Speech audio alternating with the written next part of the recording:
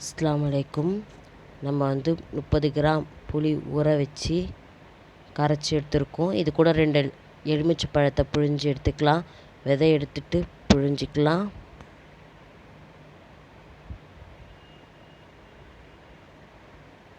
இது மாதிரி ஒரு வாட்டி ட்ரை பண்ணி பாருங்கள். சாப்பாடு சூப்பராக இருக்கும். கரைச்சி எடுத்தாச்சு. இப்போ நம்ம தாளிக்கிறத பார்க்கலாம். அடுப்பு ஆன் பண்ணியாச்சு. கடாய் சூடாகட்டும். கடாய் சூடாகிடுச்சு. தேவையான அளவுக்கு நம்ம ஆயில் சேர்த்துக்கலாம்.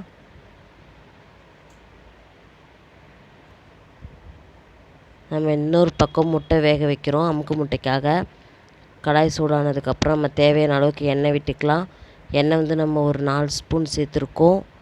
1 ஸ்பூன் கடுகு போட்டு தாளிச்சிக்கலாம். கடுகு பொரிஞ்சிடுச்சு. தேவையான அளவு கருவேப்பிலை, ஒரு 4 காஞ்ச மிளகாய் வச்சுருக்கோம். காஞ்ச மிளகாயும் சேர்த்துக்கலாம். ஒரு 3 ஸ்பூன் கடலைப்பயிறு, ஒரு 3 ஸ்பூன் மல்லாட்டைப்பயிறு,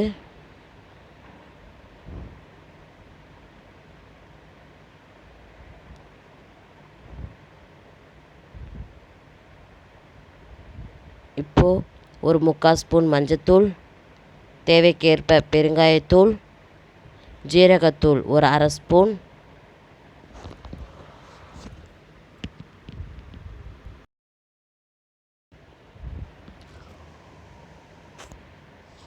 எல்லாத்தையும் கலரி விட்டுக்கலாம். இப்போ நம்ம கரைச்சி வச்சுருந்த புளி தண்ணியும் சேர்த்துக்கலாம். இப்போ புளி தண்ணிக்கு தேவையான அளவுக்கு உப்பு.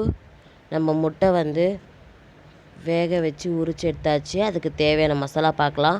3/4 ஸ்பூன் சிக்கன் தூள், 1 ஸ்பூன் இஞ்சி பூண்டு பேஸ்ட், தேவைக்கேற்ப உப்பு, 1/4 ஸ்பூன் மஞ்சத்தூள், சோம்புத்தூள் 1/4 ஸ்பூன், மிளகாய்த்தூள் ஒரு 3/4 ஸ்பூன். இப்போ இதை நல்லா மிக்ஸ் பண்ணிக்கிட்டு குழம்புத்தூள் ஒரு 3/4 ஸ்பூன். இப்போ இதெல்லாம் கொஞ்சம் தண்ணி ஊற்றி கலரி வச்சுக்கலாம். அடுப்பை ஆன் பண்ணி தவா சூடாகட்டும். தவா சூடாகிடுச்சு. தேவையான அளவு எண்ணெய் விட்டுக்கலாம். மீனில் மசாலாலாம் மிக்ஸ் பண்ணி எண்ணெயில் வச்சுக்கலாம். வைக்கிறப்போ பார்த்து வைங்க. எண்ணெய் மேலே தெளிக்காமல் வைங்க. அடுப்பு நம்ம சிம்மில் தான் வச்சுருக்கோம். முட்டை வேகட்டும். இன்னொரு பக்கம் நம்ம உருளைக்கிழங்கு வேக வச்சுருந்தோம். உருளைக்கிழங்கு வீடியோ நம்ம ஆல்ரெடி வீடியோவில் போட்டிருக்கோன்றதுனால நம்ம உருளைக்கிழங்கு வறுவல் நம்ம வீடியோ போடலை. முட்டை வெந்துடுச்சு. இப்போ திருப்பி போட்டுக்கலாம்.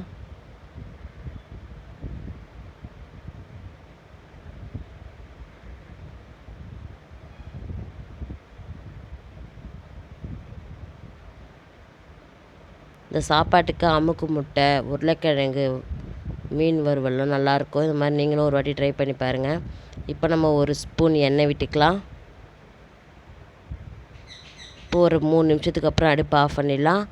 சமையல் ரெடி. இந்த வீடியோ பிடிச்சிருந்தா லைக் பண்ணுங்கள்.